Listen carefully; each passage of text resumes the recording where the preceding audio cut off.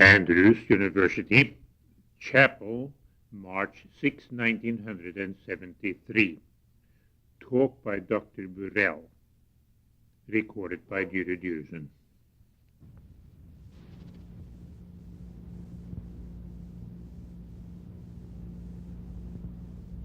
May I thank the ensemble for those two lovely numbers. Thank you very, very much. When Dr. Smoot approached me asking me if I would take today's chapel service, I reluctantly said yes because I don't like to speak in public. And then he asked me would I talk about my experiences as a teacher and my impressions of the teaching work. Now, in order to do that, I'll have to start at the beginning. So let's begin with kindergarten. When I was about 5, two sisters in the big Baptist church that we attended opened up a private kindergarten, and my mother permitted me to attend. I don't remember too much about it, but there were 3 or 4 things that stand out very clearly in my mind. And I recall coming home one afternoon and saying to my mother, "Mommy, when I get to be a big lady, I'm going to be a teacher, just like Miss Perkins." And that was the beginning of the dream of being a teacher. There were other things that I learned in that kindergarten, too. We took a walk one day, and we were on our way to a carpentry shop where they made all kinds of pretty things. And on the way, we passed a Chinese laundry. Now, in those days, the Chinese people were not highly regarded here because this was long ago. Most of them had little laundries, and they spoke very, very poor English, and people made a great deal of fun of them. And some child in the line started out with a little chant that we had in those days, and soon the entire group started joining in with whoever started the chant, Chink, Chink, Chinaman, and all the rest of it that went along. So when I got home, I told Mother of our escapade that day and how happy I was and about the Chink, Chink, Chinaman. My mother gave me my first lesson in racial relations. And I can see her and hear her as clearly as though she was standing here. "I'm ashamed of you. Ashamed that any child of mine would make fun of another human being. Don't you ever do that again, just as long as you live." Now, I didn't know exactly what she was talking about, but I knew it must be quite serious from the tones of her voice and from the way she was acting. So I kept rather quiet on that Chink Chink Chinaman after that. Another thing that happened was that I learned about group process way back there in the kindergarten days, way, way, way back, before any of you were born. The teacher allowed us one day to make biscuits, and can you imagine kindergarten children making biscuits? The teacher did all the initial measuring, but she permitted each one of us to take a spoon and dip into the flour and the baking powder and the salt, etc., and put a little bit of it in the bowl so everybody had a part. And then she put it out on the table, and we rolled it out and so forth, and then each of us had a chance of cutting out a biscuit. Oh, it was quite an adventure. I'm sure we ate them. I haven't the remotest idea of what they tasted like, but I do recall that this was group process even way back there in those days. I resolved that I was going to be a teacher then, and I was going to be a good one, too, if possible.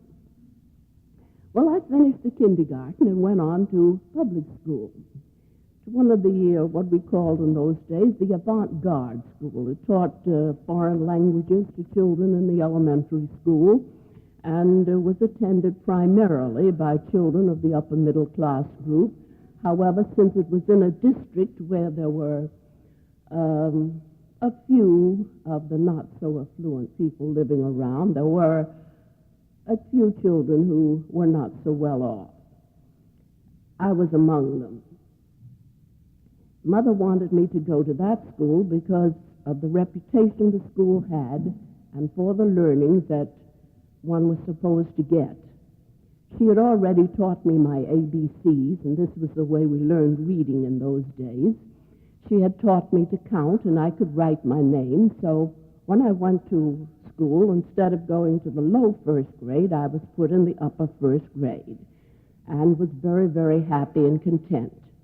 I looked at the teacher with awe. For the first time now in my life, I sat in a real classroom with a teacher, and next to God and Mama came teachers.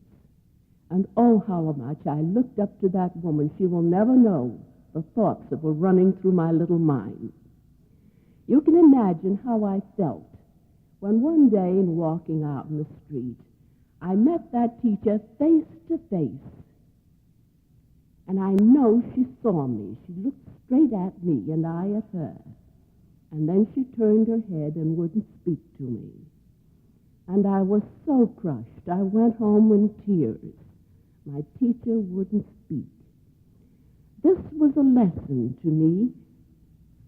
Be very careful how you treat the humblest of your students. You may do them irreparable damage. Fortunately, I had a mother who helped me out of that dilemma. Well, I went on through public school, and a grade or two later, I had another experience.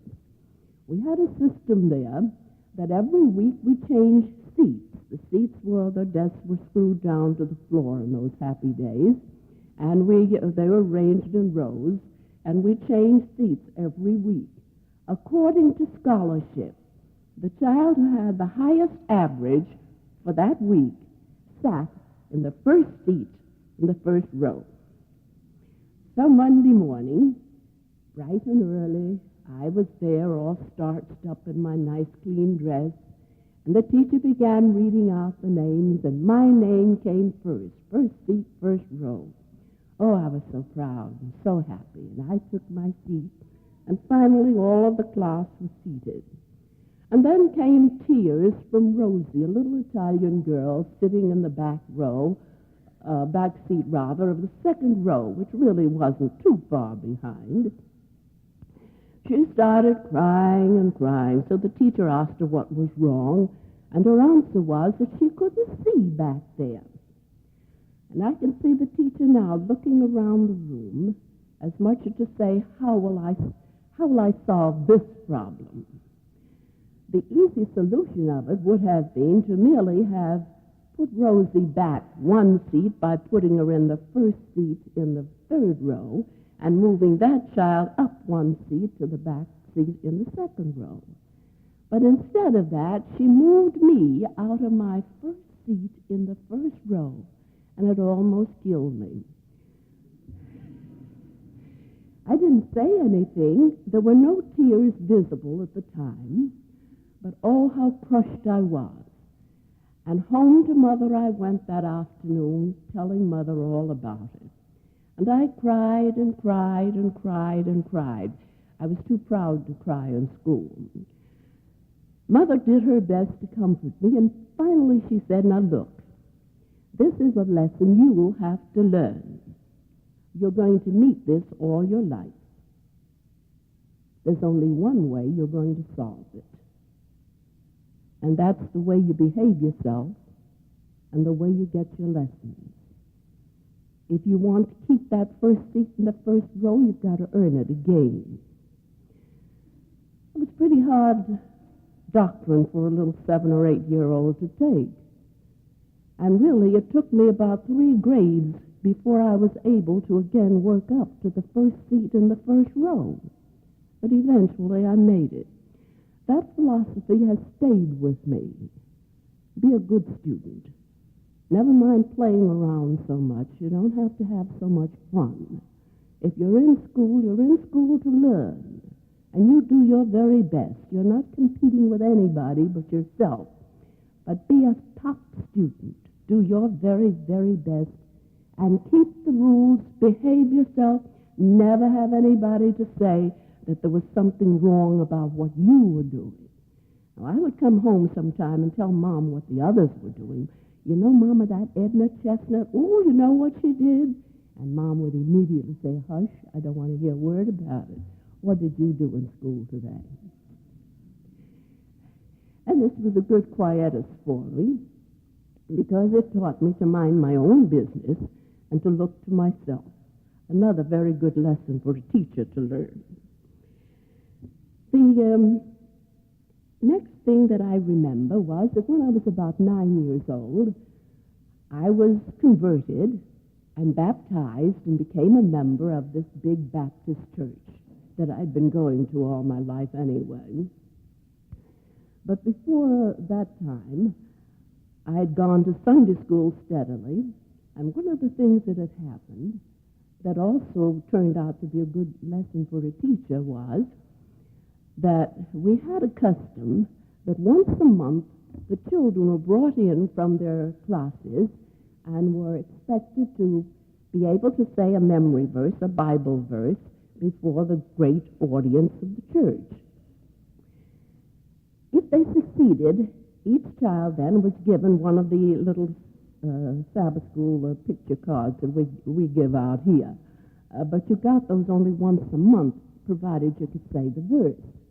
Well, Mother had very painstakingly taught me a verse to say, and usually I could say my verses very well.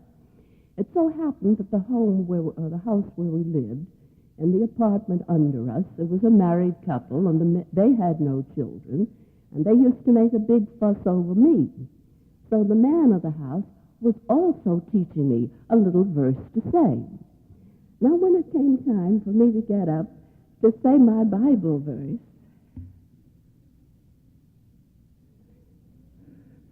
it was just like things are at examination time, you know. It had skipped my mind completely. And I couldn't think of a single solitary word of it. In fact, I can't even recall it now. But I had to have my card. I was collecting those cards. I had to have one. So I said the only thing that I could remember. Now I have you full of curiosity, don't I? Well, you can imagine the perturbation of that Baptist audience when this little girl's voice piped up. When I go out to play, I look so very gay. I have to take my dog along to keep the fellas away.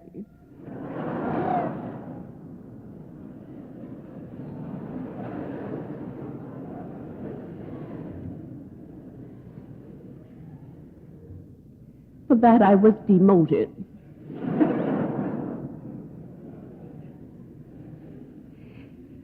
But I learned this, a principle of psychology, that two closely related things memorized at the same time were not a good idea. Later I found that in a book in psychology. A few years after becoming a member of the Baptist Church, friends of Mother's interested her in the Seventh-day Adventist doctrines, and she and I both were rebaptized then as Seventh-day Adventists.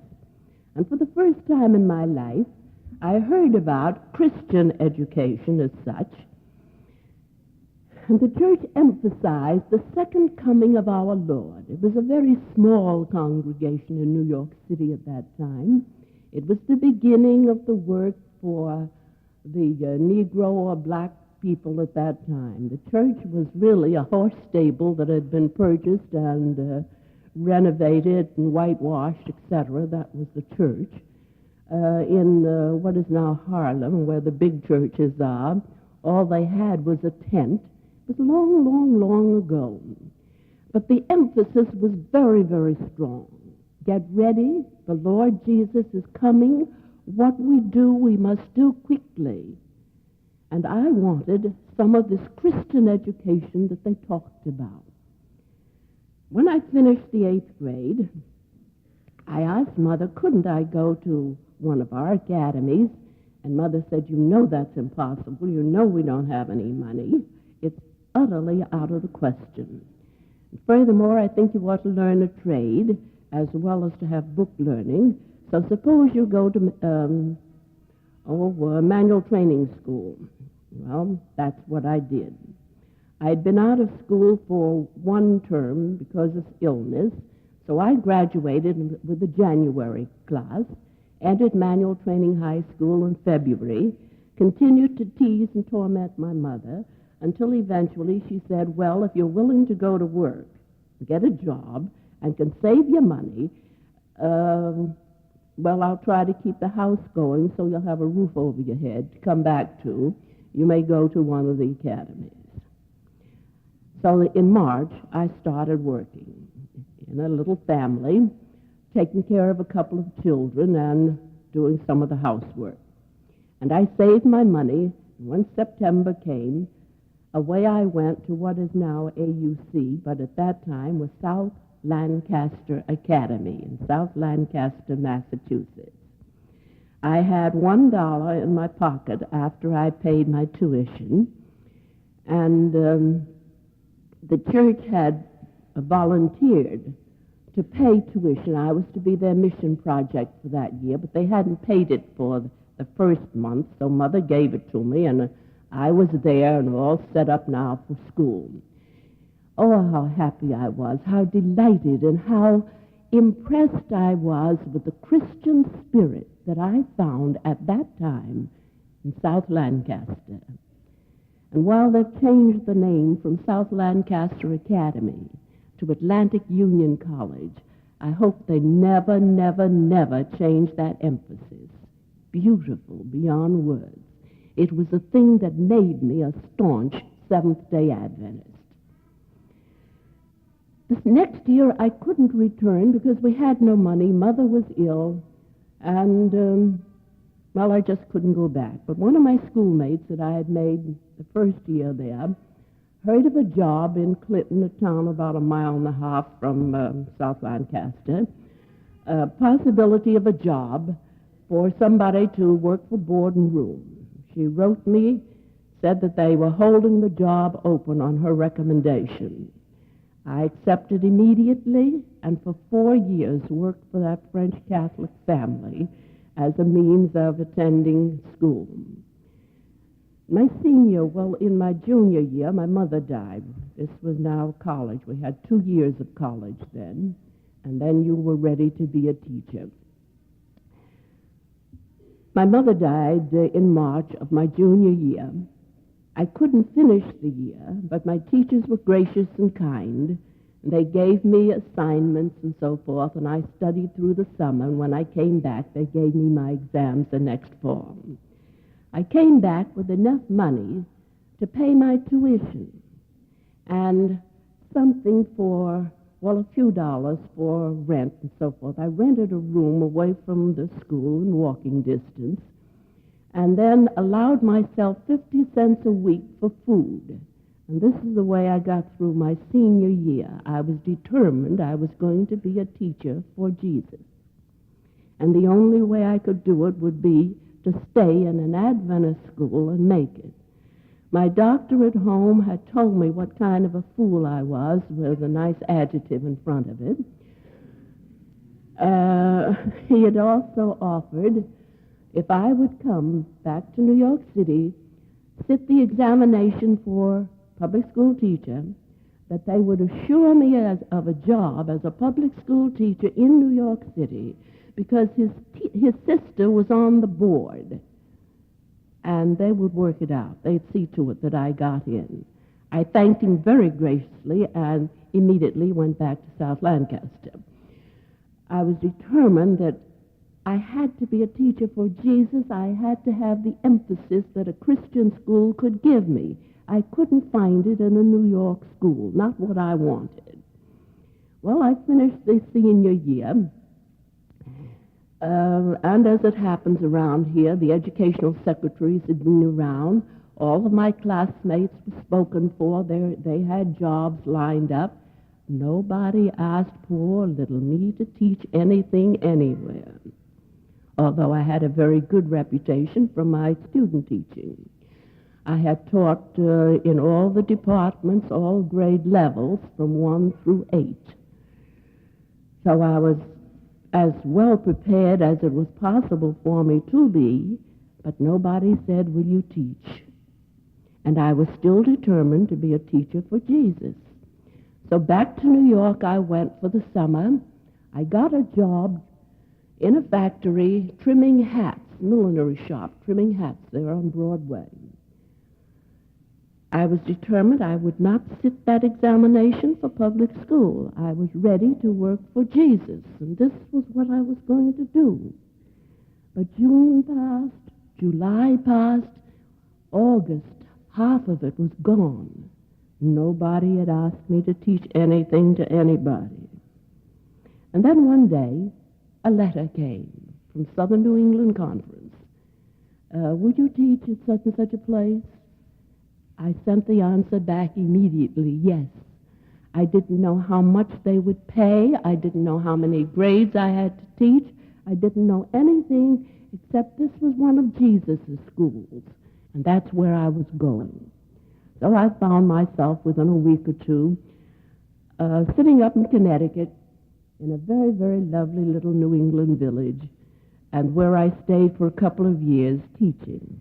And believe me, it was a wonderful, wonderful experience. I'm not sorry that I waited for the call from Jesus. I learned a lot of things from that, too, but I can't go into all of them for you. Well, that school closed down because the larger children graduated. There weren't enough younger ones to keep the school open for. And so they decided to put the 2 or 3 children who were left in public school, and that was the end of that. They asked me to go into New Haven, Connecticut for the summer and do Bible work, which I did, reluctantly. And then in the fall, they asked me if I would open a school for about half a dozen or more Negro children. Now, they had a good school in New Haven, in the white church, and 2 or 3 of the Negro children were attending that.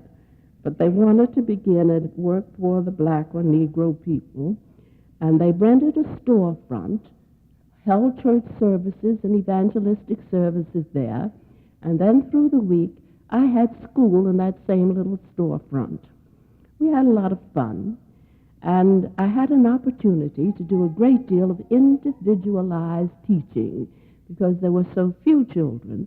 It was possible to work with them individually. It's nice nowadays to meet them, their families, all grown up, and to know Miss Burrell used to be our teacher, and we learned from Miss Burrell. And we're still going to church. We're faithful. We're still going to church.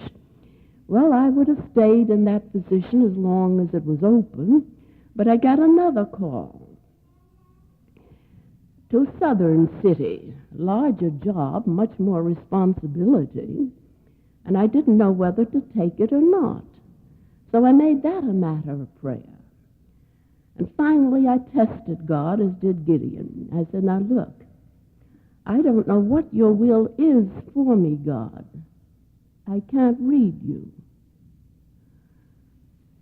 If these people are willing to pay me $75 a month, I'll go. I was making $50 a month. Now, to ask for $25 more was a big, big increase of pay. Without any haggling at all, the board quickly agreed to that amount of money, and I found myself on a train going to Baltimore, Maryland. Well, I got there and found myself in quite a situation. The school was held in the body of the church, like this, except that all there was to the church was there were no side aisles that you have. It was just the 2 center aisles.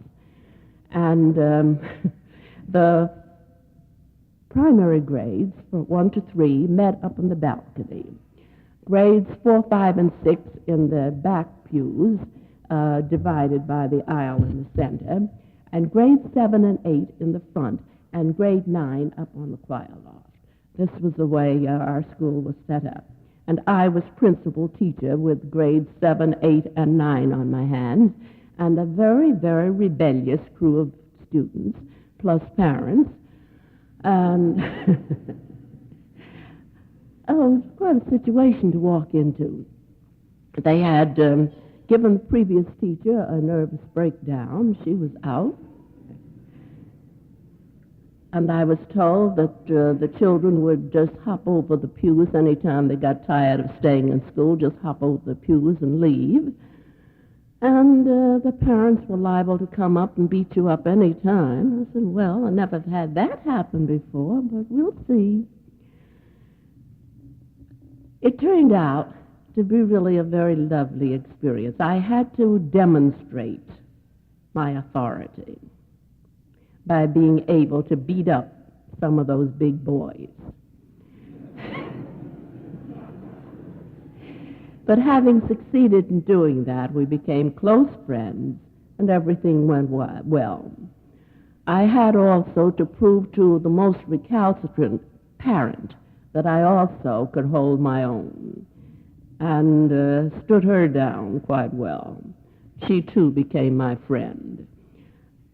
The children were rowdy and rough. They had been allowed to grow up that way. Not all of them, but there was a certain group of them in there that were pretty rough, although they were supposed to be Adventist children. Well, we all calmed down. We all worked well. And it's interesting to note that many of those children have later turned out to be nurses, one to be a doctor. Many of them have just followed the natural trend and got married, but raised nice families, so that I don't feel that time was altogether wasted. We did move from that situation, however, a couple of years later, to a newer church, a real church building with plenty of space in the basements for classes, and here we had a very good setup, and it was much easier to work with them. But I learned to work under adverse circumstances, missionary training, would you call it? From there, I went next to, my next teaching assignment was in New York City to Harlem Academy. And again, I had grades 7 and 8. Learn a lot of things if you work in big cities. The children taught me many things. The classes were not hard to control. The children were lovely. Their parents were of no bother. But I did learn a great deal about poverty, because there were some of them who really were way down at the bottom of the barrel as far as finances were concerned. But they wanted the best for their children, and they tried hard to give it to them. We had very close relationships, those boys and girls and I. It was almost like a little family. It was really fun to work with them. And even the little children and I became close, although I didn't teach them. They had other teachers, but I was friendly with all of them. Even recess times were times when I used to get acquainted with my children. I played with them. I talked with them. I found out what was wrong with them. We shared things. And it just paid off. It was a beautiful experience. I wouldn't give anything for the work of teaching. Well, that lasted until the big depression struck and we didn't have money enough to go on. My next teaching assignment came again as a special call to Oakwood College. Now, I had no intention of ever being a college teacher. I hadn't particularly planned on anything like that, nor had it been a part of my actual training. But I was asked to come to Oakwood and teach there. There were 2 positions open. I could take my choice, Dean of Women or assistant rather, with the Education Department. I chose Dean of Women because I thought, well, I've never done that before. That's a new one. Let me try it. I had a glorious year with those young people. They were much more penned in than the girls of Lamson Hall. Our rules were much more stringent, but we really did have a good time. We learned many things, and I had to teach many things. The next year, I had to take over the chairmanship of the Department of Education for the simple reason that the person at the head had become ill and could no longer function, and so it became my responsibility, and for over 20 years I held that position, working with students and at the same time being principal of the elementary school. A pretty heavy job. There were times when I've taught as high as 21 college hours a load for a semester. So I've really earned my salt, I think. But I've had an opportunity to work with young people and really enjoyed it. I've prevented at least 3 suicide attempts. I've helped students to see their way clearly. I've worked with lovers and their affairs and their mishaps and so forth. I have worked with children whose parents were very, very unable to do for them the things that they wanted. I can see now a young boy standing out on the platform during recess time, shivering, no coat, no undershirt, just a jacket on, standing in the sun and just shivering. His shirt was nice and clean and white and pretty, but the boy was cold. And that whole family became a part of my projects during the time that I was there. My daughter and I took care of them. We saw to it that we took over the girls. At the time, we clothed the boys, and then we took the girls over. And they became my children. And to this day, they write to me, and they have just about finished college now. It's this type of thing that you can work with young people, that you can have a pleasant time with them. And I think it's a very valuable thing if you can see teaching not merely as just standing up in front of a group of people and saying, when did Columbus discover America? Yeah, that's right. Now, what did Pizarro do? Who discovered the Pacific? Blah, blah, blah. These blahs are necessary, of course, but it's so much deeper, so much more than this. And if you ask me why I teach, the answer is found in the scripture we had this morning. I teach because God has called, and I love it. And I hope that even in the earth to come, God will permit me to be a teacher. Thank you for listening.